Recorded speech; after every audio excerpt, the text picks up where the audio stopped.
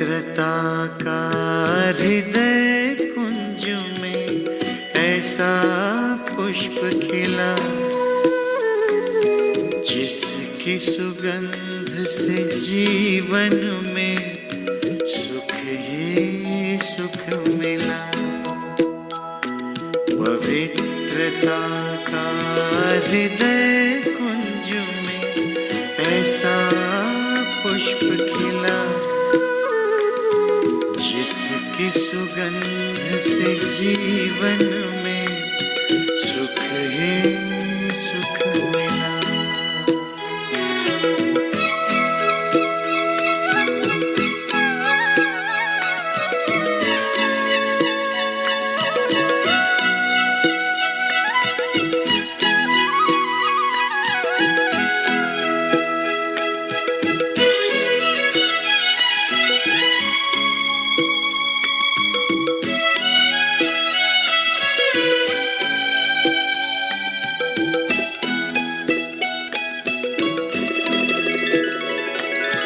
यही अनादि रंग है अपना, यही तो आदि स्वरूप है।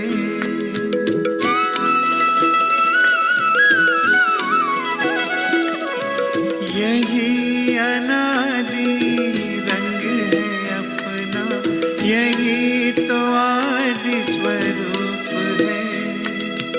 इसी में शांति की छाया है, इसी में सुख की धूप है। कल्प कल्प के भाग्य भवन की ये आधारशिला, जिसकी सुगंध से जीवन में सुख ही सुख मिला। जिसकी सुगंध से जीवन में सुख ही सुख मिला।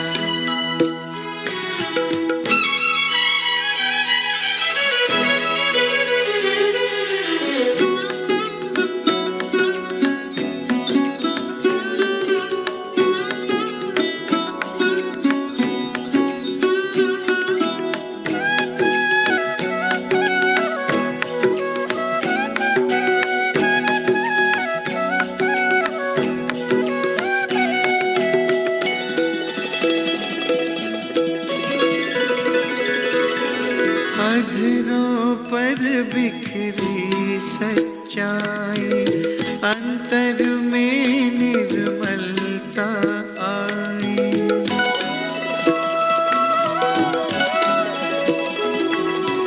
अधरों पर बिखरी सच्चाई, अंतर में निर्मलता आई।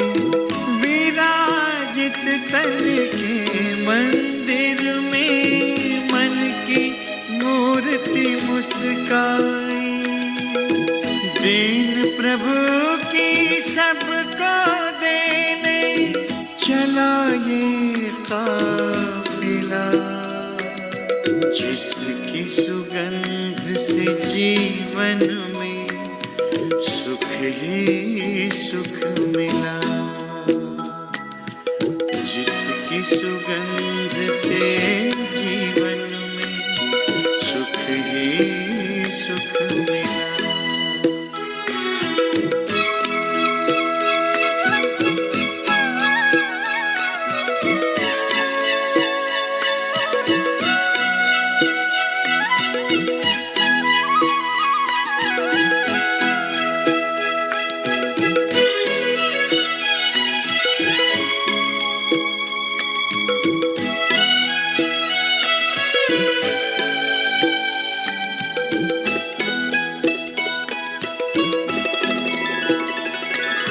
निश्चय ने निश्चिंत किया, निश्चित विजय हमारी।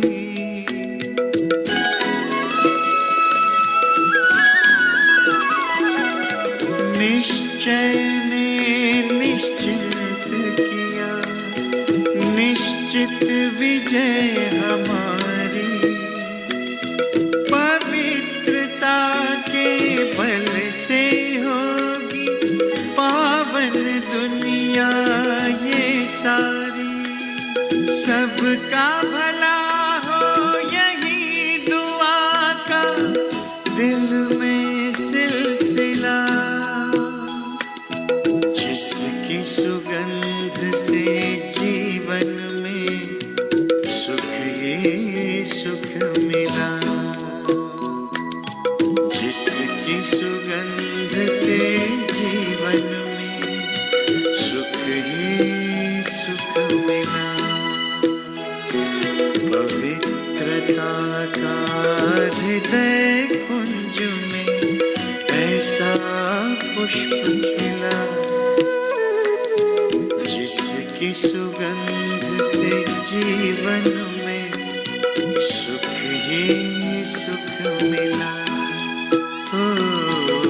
जिसकी सुगंध से जीवन में सुख ही सुख मिला। जिसकी सुगंध से जीवन में सुख ही सुख मिला।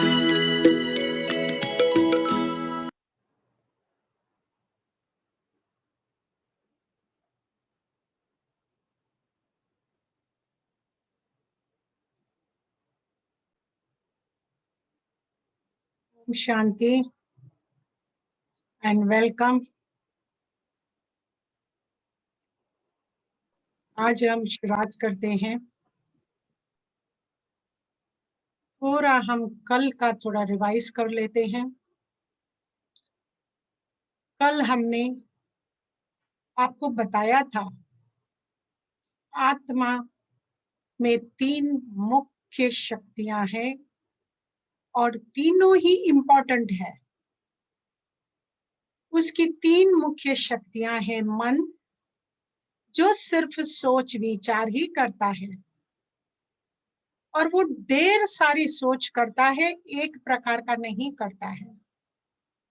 उसमें दूसरी बुद्धि जो है वो हमारी फैकल्टी जज की तरह उन सारे विचारों को एनालाइज कर फिर हमें सही डिसीजन बताती है, सही रास्ता दिखाती है, जिसको अंतर आत्मा के चक्षु कहते हैं।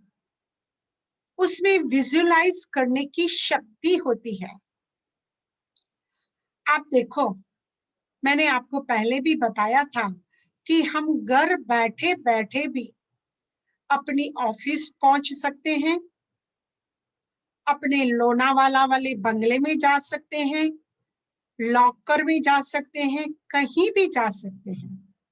अगर यहाँ हम बैठे आपको कहें कि आप मुझे अभी बताइए कि आपका जो फार्म हाउस है लोनावाला में, उसमें कौन से कलर के पर्दे आपने लगाए हैं, तो बुद्धि यहाँ बैठे बैठे भी उसका कलर और वो कहाँ है, कैसा है, वो सब आपको बता देती है। तो आप देखिए कि बुद्धि कितनी शक्तिशाली है। जितना मन इम्पोर्टेंट है उतनी हमारी बुद्धि भी इम्पोर्टेंट है। और उससे भी इम्पोर्टेंट है हमारे संस्कार। संस्कार कैसे बनते हैं? मन में सिर्फ विचार आया और बुद्धि ने एनालाइज करके मुझे बताया कि ये सही है और अगर हमने उसका ना सुनकर हमने दूसरा कुछ किया, तो जो जो हम कर्म करते रहते हैं उसके इम्प्रेशन हमारी आत्मा में पड़ते जाते हैं, वो संस्कार के रूप में जमा होते जाते हैं। इसलिए कितनी सारी ऐसी आदतें हैं हमारे जीवन में जो हम न चाह कर भी वो ऑटोमेटिकली होती रहती है। क्यों? क्योंकि उसका बीज हमने बो के रखा है अपने संस्कार के रूप में। आप देखोगे, ये संस्कार मैंने कल बताया था, ये एक प्रकार के नहीं है, ये भी 5 प्रकार के संस्कार होते हैं, जिसमें हम कल से शुरू कर रहे थे अपना एक ओरिजिनल संस्कार। मैंने कल आपको बताया था आत्मा का ओरिजिनल जो स्वरूप है वो 7 गुणों से भरपूर है। जिस प्रकार हमारा शरीर 5 तत्वों से बना हुआ है और उसमें एक भी तत्व की कमी होती है तो हमें अच्छा नहीं लगता है, फ्रस्ट्रेशन होता है। उसी प्रकार आत्मा में भी ये 7 गुण है। अगर उस 7 गुणों में भी कुछ भी एक भी गुण नीचे ऊपर हो जाता है तो मुझे सफोकेशन होता है। उसके बारे में कल एक गुण के बारे में हमने आपको बताया था, सबसे पहला है नॉलेज, ज्ञान। अगर जो भी फील्ड में हम काम करना चाहते हैं, जो फील्ड में हम तरक्की करना चाहते हैं, हमें सक्सेसफुल बनना है, तो उस फील्ड का पूरा पूरा ज्ञान, नॉलेज मुझे होना जरूर है। कोई भी फील्ड हो, चाहे एक हाउस वाइफ है वो अपने घर में कार्य कर रही है तो उसमें भी उसको ज्ञान की जरूरत रहती है, नॉलेज की जरूरत रहती है। अगर फील्ड पर भी कोई काम कर रहा है इलेक्ट्रिशियन, तो उसको भी तारों जोड़ने का भी ज्ञान होना चाहिए।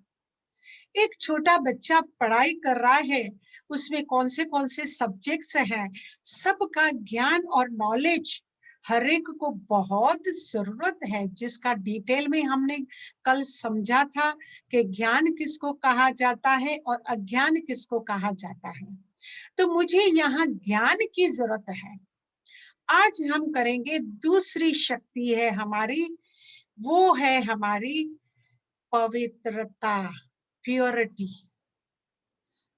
आप देखोगे, हमने कहा था हमारे मन में जो विचार आते हैं और विचार के आधार से ही मेरे संस्कार बनते हैं। जैसा जैसा मैं विचार करती हूँ, आप आजकल देखोगे कि जब भी हम बाहर जाते हैं, औरों से जब हम मिलते हैं, कोई भी फील्ड में हम जाए, चाहे लाफ्टर क्लब में जाए या किधर अपने फ्रेंड्स के साथ होते हैं, कहीं कॉफी शॉप में जाते हैं, हम कितना ना अच्छी तरह व्यवहार करते हैं सबके साथ और कितना ना अच्छा समय बिताते हैं। और वहां देखोगे सॉरी वहां देखोगे हम बहुत खुश होते हैं। लेकिन फिर जब हम घर आते हैं तो हमारे वो संस्कार कहाँ गुम हो जाते हैं? कहाँ गुम हो जाते हैं? आप देखो, घर में हम कहते हैं कि हमारे घर में सुख शांति नहीं है, तो वो सुख शांति कहाँ चली गई? कहाँ? ये कोई हम बाहर से ला सकते हैं क्या?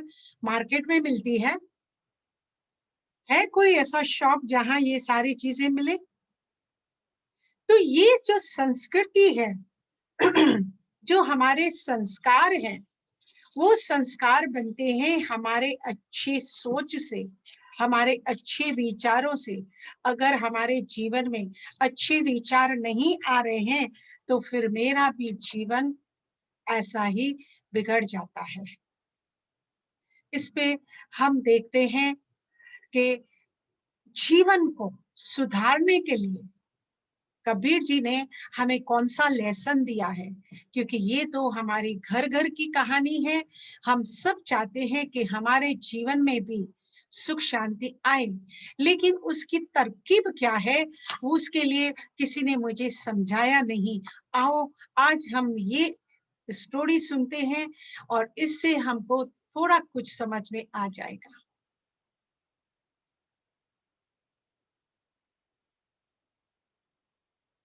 संत कबीर हर रोज प्रवचन देते थे। आसपास के गांव के कई लोग उनकी बातें सुनने आते थे। एक दिन प्रवचन खत्म होने के बाद एक व्यक्ति ने कबीर से पूछा कि मेरी पत्नी से मेरा रोज झगड़ा होता है, मेरी ये समस्या कैसे दूर हो सकती है। कबीर थोड़ी देर चुप रहे, फिर उन्होंने अपनी पत्नी से कहा कि लालटेन जला कर लाओ। पत्नी ने ऐसा ही किया। वह आदमी सोचने लगा कि दोपहर का समय है, अभी कबीर जी ने लालटेन क्यों मंगाई है। थोड़ी देर बाद कबीर ने अपनी पत्नी से कहा कि कुछ मीठा दे जाना। इस बार उसकी पत्नी मीठे के बजाय नमकीन देकर चली गई। कबीर ने उस व्यक्ति से पूछा कि आपको अपनी परेशानी का हल मिला या नहीं। वह व्यक्ति बोला कि गुरुजी, मेरी समझ में तो कुछ भी नहीं आया, आपने तो अभी तक कुछ बताया ही नहीं है। कबीर ने कहा कि जब मैंने पत्नी से लालटेन मंगवाई तो वो ये बोल सकती थी कि इतनी दोपहर में लालटेन की क्या जरूरत है, लेकिन उसने ऐसा नहीं पूछा। उसने सोचा कि जरूरी किसी काम के लिए लालटेन मंगवाई होगी, इसलिए वह चुपचाप देकर चली गई। कुछ देर बाद मैंने पत्नी से मीठा मंगवाया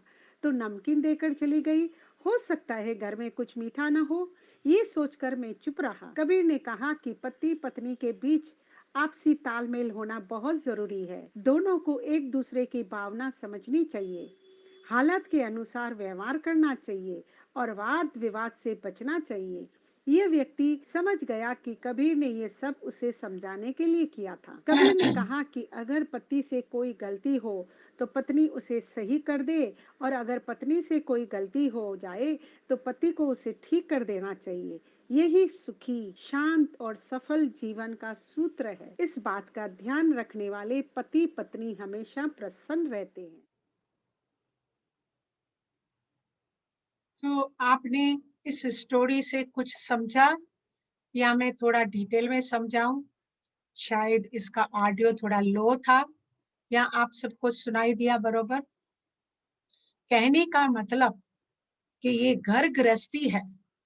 घर गृहस्थी में बहुत सारी बातें नीचे ऊपर होती रहती है और हम भी क्या है, गलतियों से सीखते हैं हर एक से। आप देखोगे यहाँ कबीर जी ने जब अपनी पत्नी को कहा, दोपहर के 12 बजे थे, लेकिन उसको कहा कि लालटेन जला कर ले आओ। अगर हमारे से कुछ भी ऐसा मांगा जाए तो हम क्या करते? झगड़ा करते। अरे इसमें क्या जरूरत है, अभी तो इतना अंधेरा भी नहीं है, रोशनी कितनी है, आपको लालटेन की क्या जरूरत है। और डिस्कशन करते करते आप देखो पूरा हमारा जीवन एक दूसरों की ना समझी की वजह से डिस्कशन और करते करते जीवन ही हमारा ऐसे ही चला जाता है व्यर्थ। अब दोबारा उसने फिर अपनी पत्नी को कहा कि मीठा ले आओ, लेकिन उसकी पत्नी फिर भी क्या लेके आई? नमकीन। तो कबीर जी ने उस व्यक्ति को यही समझाया, क्योंकि उस व्यक्ति ने कहा कि मैं घर गृहस्थ में रहता हूँ लेकिन मेरा सबके साथ झगड़ा होता रहता है, मेरी कोई घर में सुनता ही नहीं है और मेरे जीवन में प्रॉब्लम आ रहे हैं। अब मैं उसको सॉल्यूशन ढूंढने के लिए आपके पास आया हूँ। तो कबीर अगर उनको सीधा सीधा कुछ बताता तो समझ में नहीं आता। इसलिए हम भी हर रोज नई नई स्टोरीज लेकर आते हैं, क्योंकि कम से कम आप देखो दूसरी बातें तो हमें याद नहीं रहती है, लेकिन स्टोरियां याद रहती है। कम से कम उससे भी हमारा जीवन अच्छा हो सकता है। तो कबीर ने उनको यही समझाया कि पत्नी अगर नमकीन लेके आई, मीठा नहीं लेके आई, तो मेरी समझ थी कि घर में मीठा नहीं होगा, इसलिए ही तो वो ये लेके आई है। अगर पत्नी से मैंने लालटेन भी मंगाई तो पत्नी ने भी मेरा बात समझ गई, कोई राज के लिए ही मैंने लालटेन मंगाई है। ये हमारी आपसी समझ होती है। तो घर में हम जितने जने भी हों, लेकिन हमारा अगर आपसी संबंध ऐसा शुद्ध होगा, पवित्रता जैसा होगा और एक दूसरे की समझ सके, तो फिर हमारे जीवन में तो कोई भी परेशानी किसी भी तरह से कोई भी परेशानी हमारे जीवन में आ ही नहीं सकती है। इसलिए कहा गया है कि प्योरिटी क्या है? Cleanness is a godliness. आज भी देखो, हमको भी क्या दिया जाता है, पूरा दिन हम देखो तो क्लीन करते रहते हैं। हाथ साफ करो, पाँव साफ करो। आजकल की तो इस कुदरत ने हर एक को इतना सफाई सिखा दी है, हर एक को इतना कर दिया है कि हर पल वो क्या करते हैं, अपनी देह का तो बहुत ध्यान रखते हैं। लेकिन यहाँ cleanness is next to godliness तो है, लेकिन when there is a both inner and outer cleanness, it approaches to the godliness. ऐसा नहीं है कि बाहर से तो हम बहुत देखो आज ब्रांडेड कपड़े पहनते हैं, ब्रांडेड शू पहनते हैं, ब्रांडेड वॉच पहनते हैं और अच्छी अच्छी परफ्यूम यूज करते हैं। हर कोई यूज करता है और अच्छी बात है, इसमें हमें कोई ऐतराज नहीं है। ये बाहर की स्वच्छता भी उतनी ही इम्पोर्टेंट है। लेकिन फिर भी जब हम मंदिर में जाते हैं तो क्या करते हैं? वहां मंदिर में जाकर बाहर से तो हम टिप टाप होकर जाते हैं, लेकिन मंदिर में जाकर कहते हैं, मैली चादर ओढ़ के आया प्रभु तुम्हारे द्वारे, उसे साफ कर दो। है ना? ये हर रोज हम जाकर मंदिर में गाते हैं। तो आपको क्या समझ में आता है कि क्या प्रभु ऐसे ही हमारी मैली चादर को साफ कर देगा? उसके लिए मुझे कुछ भी नहीं करना पड़ेगा। ये मैली चादर बनी कैसे? आपको कल भी मैंने बताया था, एक छोटा बच्चा होता है, न्यू बॉर्न बेबी होती है, वो कितना इनोसेंट होता है, उसको तेरा मेरा कुछ भी मालूम नहीं होता है। उसको जैसे हम बोलते हैं वो वैसा का वैसा ही सुना देता है, वो उसमें मैनिपुलेट नहीं करता है।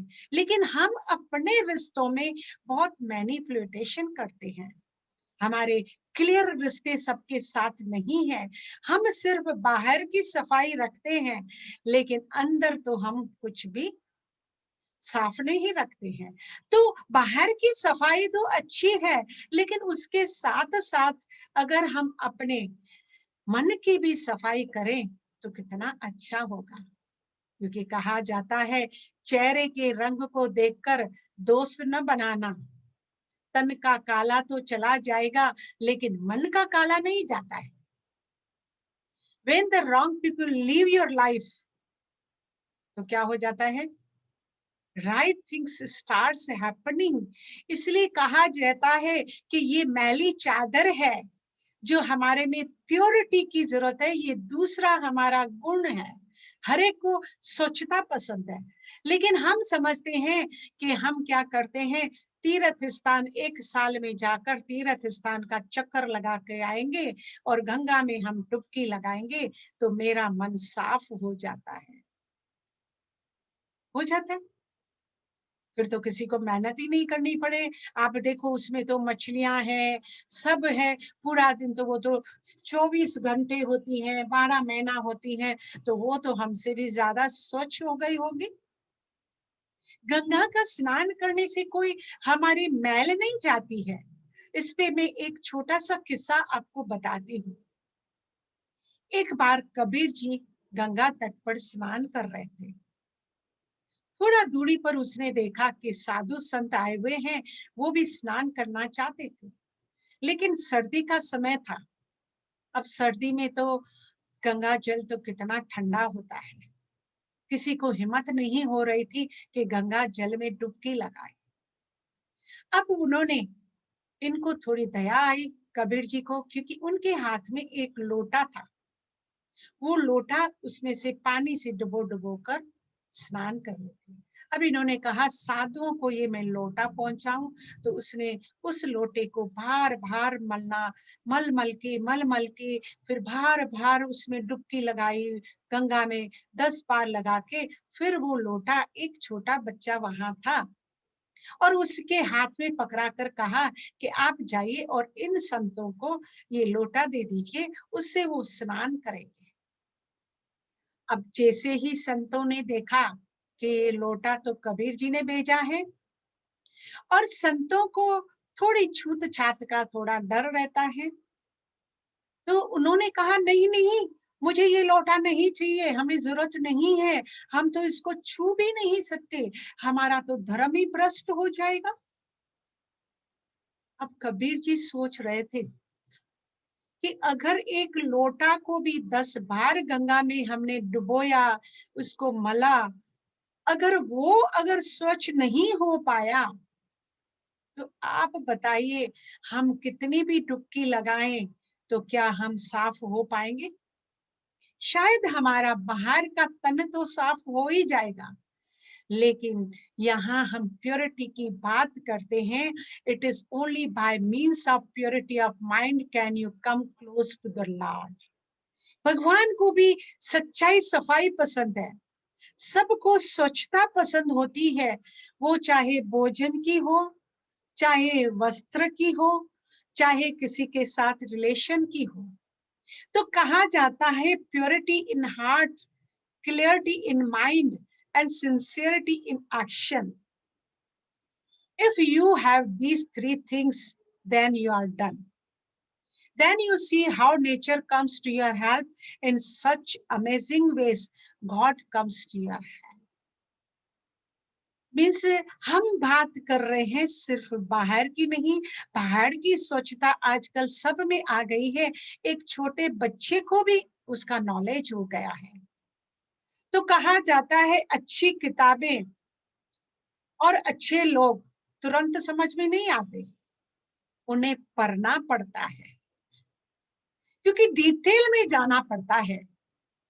क्योंकि क्या हो जाता है, एक बार हमने देखा दो व्यक्तियों की आपस में बहुत गहरी दोस्ती थी।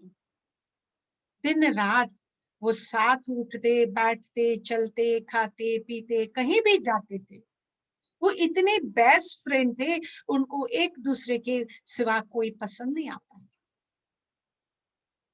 अब थोड़े दिनों के बाद हमने देखा उनकी दोस्ती टूट गई।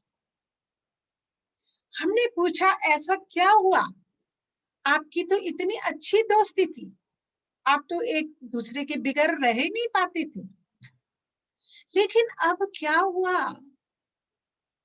तो उन्होंने बताया, देखो पहले तो जब हमने दोस्ती की थी तो हमें उनका नेचर कुछ मालूम नहीं था, हमने सोचा ये ठीक होगा, और बहुत सफाई से बातें होती थी, अच्छी तरह हम चलते फिरते थे। पर धीरे धीरे अब उनकी मन की बात मुझे समझ में आने लगी। मैंने कहा था ना कि अच्छी किताबें और अच्छे लोग तुरंत समझ में नहीं आते हैं, उन्हें पढ़ना पड़ता है। अब धीरे धीरे हमारी जैसे दोस्ती आगे बढ़ी तो हमें समझ में आया कि उसका जो बोल है ना, वो बाहर से तो बहुत अच्छाई वाले बोल बोलते हैं, लेकिन अंदर में उनके कुछ खोट होती है। तो हमने सोचा अगर इनके साथ मेरी फ्रेंडशिप चलेगी तो मुझे भी नुकसान हो सकता है। और वैसे भी एक कहावत है, you tell me who are your friends, then I will tell you who you are. क्योंकि हमारे जीवन का भी आधार हमारे कौन से मित्र हैं, उनकी हैबिट्स क्या है, उनकी सोच क्या है, उन पे भी हमारे जीवन पे असर पड़ता है। तो आप देखो कि हर एक को दोस्ती भी तो चाहिए, लेकिन कैसी चाहिए? स्वच्छ चाहिए, क्योंकि स्वच्छता ही हमारी पसंद है। छोटा बच्चा भी देखो आजकल तो, उनको तो छोड़ो, इंसानों को आप देखो कि जानवरों में भी जब वो जमीन पर भी बैठते हैं तो अपनी पूंछ से वो साफ सफाई करके फिर ही बैठते हैं। अब उनमें तो इतनी बुद्धि नहीं है, हमारे पास तो बुद्धि है, हम तो अपनी बुद्धि से काम ले सकते हैं। तो फ्रेंडशिप करना, उसमें भी मुझे बड़ी खबरदारी रखनी पड़ेगी। हमको बेस्ट फ्रेंड तो बनाते हैं, लेकिन क्या हम उनको अच्छी तरह जानते हैं? इसलिए तो हम अपने बच्चों को भी उनसे बचा के रखते हैं। बच्चों का भी हमेशा ध्यान रखिए कि वो किन के साथ अपनी फ्रेंडशिप रखते हैं, क्योंकि उनसे ही उनका जीवन बनता है, क्योंकि अभी उनका तो जीवन अभी ही उभरा है। तो उनके संस्कारों का वो भी हमें ध्यान जरूर देना है, क्योंकि मैंने कहा ये छोटी आदत एक रस्सी की तरह नहीं है, एक छोटे धागे की तरह है।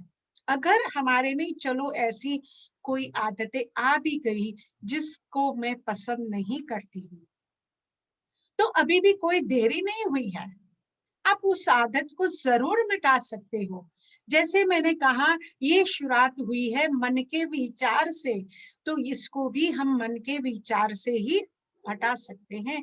जो मैं आपको आगे दूसरे संस्कार बताऊंगी, उनमें हम डिटेल में उसको जानेंगे, क्योंकि अभी तो सिर्फ हमारी 7 क्वालिटीज है, हम उस पर बात कर रहे हैं, जिस पर हमने कहा कि सबसे पहले मुझे नॉलेज होना चाहिए, मुझे ज्ञान होना चाहिए, मुझे समझ होनी चाहिए, मैं किसके साथ उठती हूँ, बैठती हूँ, किसके साथ संग करती हूँ, कैसे बुक्स में पढ़ रही हूँ, कैसे सीरियल में देख रही हूँ, या मैं कैसे किताब पढ़ रही हूँ। ये सारा हमारी प्योरिटी पर आधारित है, क्योंकि कल भी हमने बताया था कि मुझे मेडिटेशन जब हम करने बैठते हैं, तो कईयों के ये सवाल होते हैं कि मेडिटेशन में मेरा मन भटकता है, मेरा मन नहीं लग रहा है। अब मन न लगने का यही कारण है कि हमारे मन में अगर सच्चाई सफाई नहीं है, ड्युअलिटी है। वैसे भी देखो, पूरा दिन सुबह से उठो तो हमारे दिमाग में तो लड़ाई लगी पड़ी है। उठने से पहले चाय पीऊं या कॉफी पीऊं, इधर जाऊं उधर जाऊं, पूरा दिन हम ड्युअलिटी में ही चलते हैं। तो उन विचारों को, जो भी विचार उठ रहे हैं, उनको मुझे हर रोज एनालाइज करना होता है, और उनमें से छांट छूट के, जैसे एक माता होती है, अगर कंकर आ गए चावल में तो छांट के फिर ही चावल लेकर भोजन बनाती है। इसी प्रकार मुझे भी अपने जीवन में अच्छे विचारों को ही रखना पड़ेगा, और आप देखोगे फिर उस विचारों में ऑटोमेटिकली सुंदर गुलदस्ता बनता ही जाएगा। आपको उसके लिए मेहनत नहीं करनी पड़ेगी। तो बस यही है मेरी second quality, purity. Purity means सच्चाई और सफाई। हमारे मन में क्या होनी चाहिए?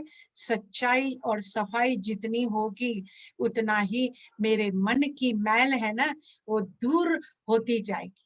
और जैसे जैसे मन की मैल हटेगी, तो मेरी बुद्धि भी स्वच्छ होगी, और मेरे मन से जो आप आवाज निकलेगी या मन में जो विचार आएंगे, वो भी मुझे मदद करते हैं मेडिटेशन करने में। तो अब हम चलते हैं, करते हैं मेडिटेशन।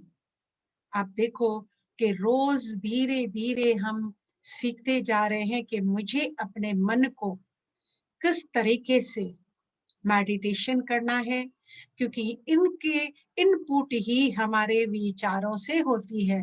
अगर मेरे पास कुछ विचार नहीं है, तो भी हम मेडिटेशन में बैठकर मेडिटेशन नहीं कर पाते हैं। इसलिए हम थोड़ा थोड़ा सिखा रहे हैं, क्योंकि एकदम से ज्यादा करेंगे तो आपका भी मन भटकना शुरू हो जाएगा। आप अपनी तरफ से करेंगे, वैसे भी कहते हैं ना, अपनी गोट तो नशा हो। अपनी जो चीज आप अपने आप करते हो ना, उसमें ज्यादा मजा आता है।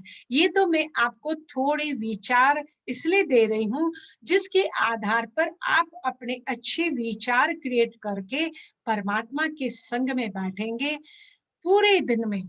सुबह और रात को तो डेफिनेटली करना है, क्योंकि हमारी शुरुआत सुबह से ही होती है। सुबह हमने जो भोजन किया, इसलिए तो हम बच्चों को सुबह सुबह अच्छा ही भोजन देते हैं, जिससे वो शक्तिशाली रहते हैं। तो मुझे सुबह उठकर मोबाइल भले आप देखिए, अखबार भले पढ़िए, टीवी भले देखिए, लेकिन उठते ये काम नहीं करना है। उठते पहले थोड़ा मेडिटेशन कीजिए, जितनी आपकी शक्ति है उसी अनुसार कीजिए। अगर सुबह हमने अच्छा माइंड को भोजन दे दिया, तो वो पूरा दिन वैसा ही रहेगा, फिर उसमें दुविधा नहीं आएगी और आप देखोगे आपके जीवन में भी परेशानियां सब दूर हो जाएगी। तो चलते हैं, हम अपने मन को शांत,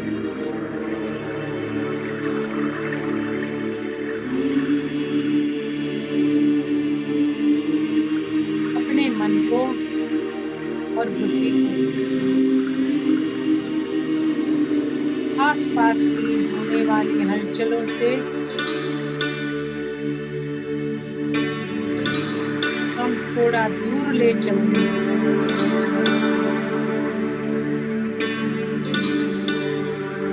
अपने मन अंतर आत्मा में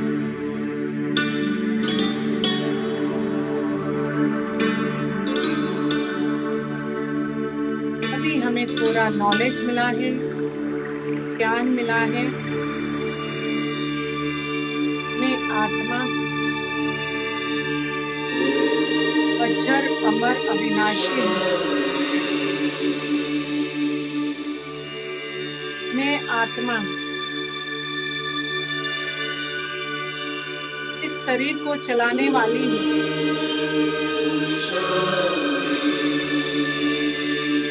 इन कर्म इंद्रियां, मन बुद्धि संस्कार की मालिक हूँ।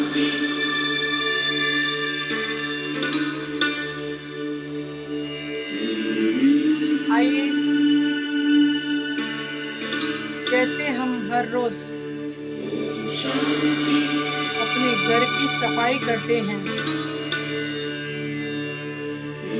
अपने शरीर को स्वच्छ रखते हैं, बस इसी प्रकार आज हम अपने मन को स्वच्छ करें।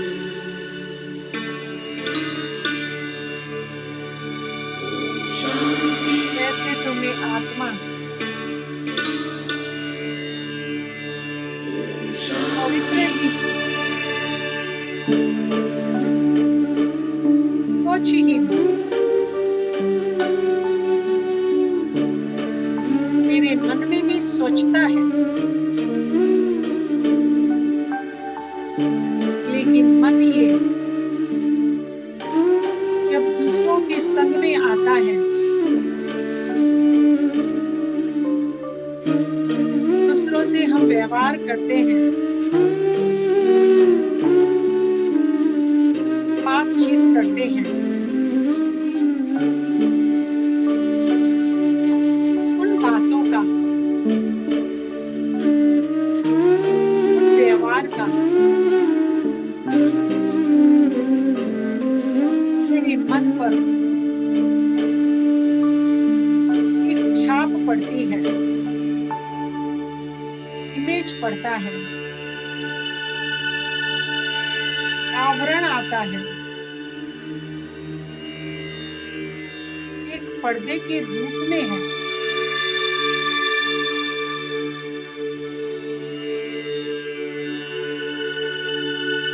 तो हम उसे वापस ओरिजिनल स्वरूप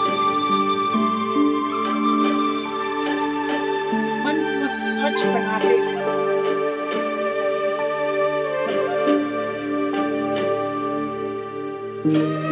उसमें हर रोज पॉजिटिव विचार करते हैं।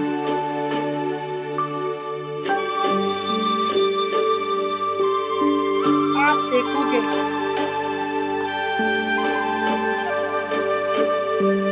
धीरे धीरे प्रैक्टिस करने से वो भी हमारे बस हो जाएगा। और जैसे पहले स्वच्छ था, क्लियर था, बस थोड़ी सी मेहनत से उसका आवरण, पर्दे हट जाएंगे।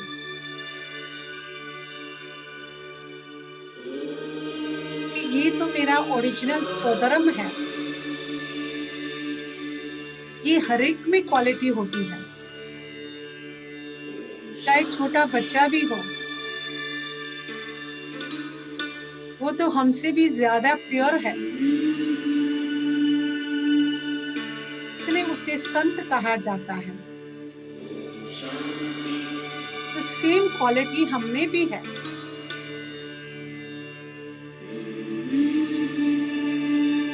सिर्फ ध्यान करने की, उस पर अटेंशन रखने की जरूरत पड़ती है। कोई भी विचार जो मुझे परेशान करे, मुझे दुख की फीलिंग लाए, उन विचारों से दूर रहना है। उन्हें अपने अंतर आत्मा में इंटरनल होने के पूरी सुजागी से मेरा मन फिर से स्वच्छ हो जाए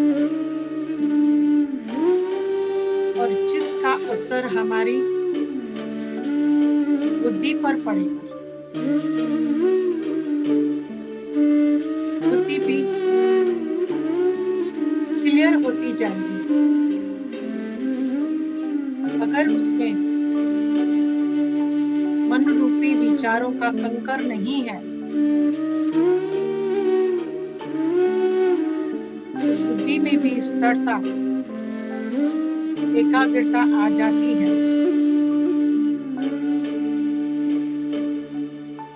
और वो हमें सही रास्ता दिखाती है।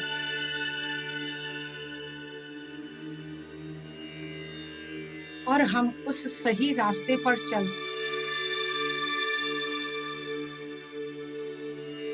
अपना डिसीजन ले सकते हैं और हमारे जीवन में अगर मन और बुद्धि में प्योरिटी है,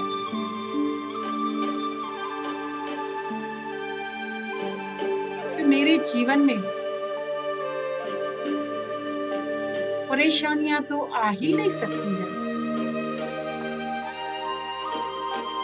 जैसे सूर्य की किरणों के आगे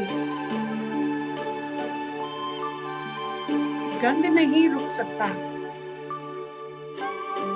इसी प्रकार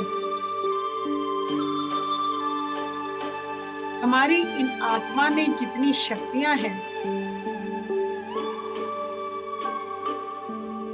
जो मर्ज हो चुकी है, उन्हें हम इमर्ज करते हैं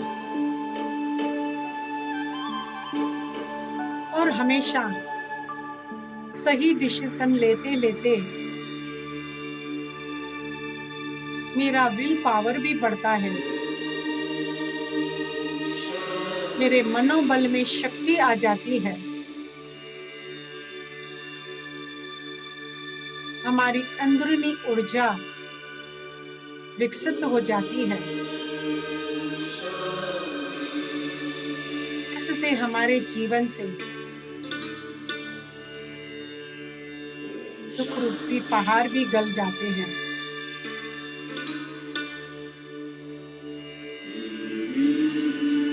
और यही सुख और शांति की किरणें हमें अपने आसपास वातावरण में भी फैलाना है। धीरे धीरे उसको पूरे संसार में फैलाना है।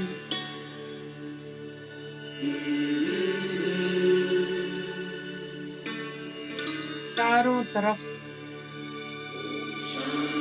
सब शांति के ही प्रकंप है। मेरा मन भी शांत हो गया है। शांति के सागर में डुबकी लगाइए। 2 मिनट उसका अनुभव कीजिए, शांति का आनंद लीजिए। और मेरी बुद्धि भी स्वच्छ हो गई है।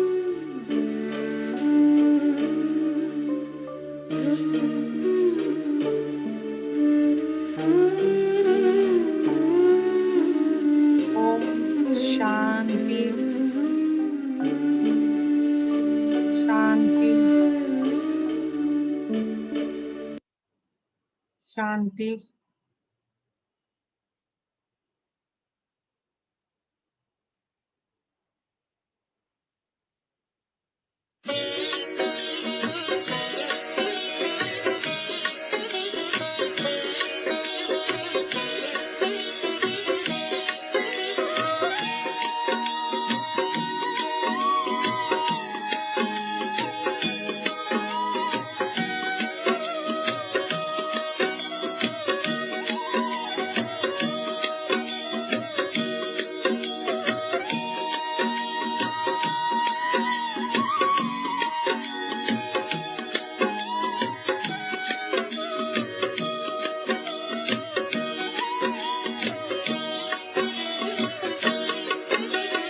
पवित्रता की राह पर, पवित्रता की राह पर हमको चलते जाना है। पवित्रता की राह पर हमको चलते जाना है।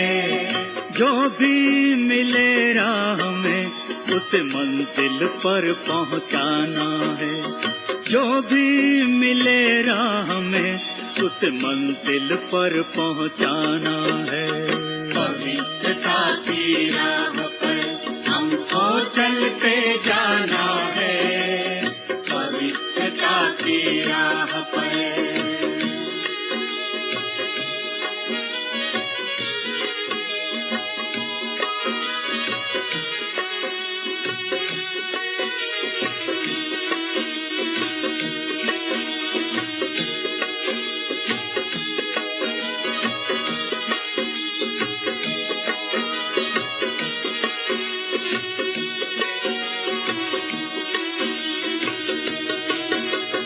मन में हो शुद्धता, दृष्टि निर्विकारी हो। मन में हो शुद्धता, दृष्टि निर्विकारी हो। सबको पावन करना यही भावना हो। सबको पावन करना यही भावना हो। परम पिता का ये संदेश, परम पिता का ये संदेश सबको यही सुनाना है। पवित्रता की राह पर हमको चलते जाना है। पवित्रता की राह पर हमको चलते जाना है। जो भी मिले राह में उस मंजिल पर पहुंचाना है। जो भी मिले राह में उस मंजिल पर पहुंचाना है। पवित्रता की राह पर हमको चलते जाना है। पवित्रता की राह पर।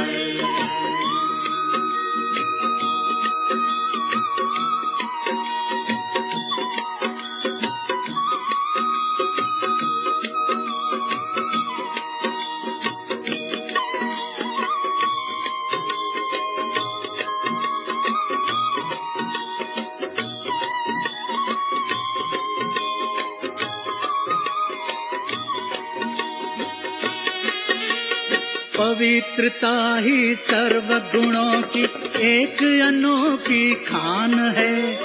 हर आत्मा और हर एक धर्म की यही निराली शान है। पवित्रता ही सर्व गुणों की एक अनोखी खान है। हर आत्मा और हर एक धर्म की यही निराली शान है। पवित्रता का झंडा पवित्रता का झंडा हर दिल पे लहराना है। पवित्रता की राह पर हमको चलते जाना है। पवित्रता की राह पर हमको चलते जाना है। जो भी मिले राह में उसे मंजिल पर पहुंचाना है। जो भी मिले राह में उसे मंजिल पर पहुंचाना है। पवित्रता की राह पर हमको चलते जाना है। पवित्रता की राह पर हमको चलते जाना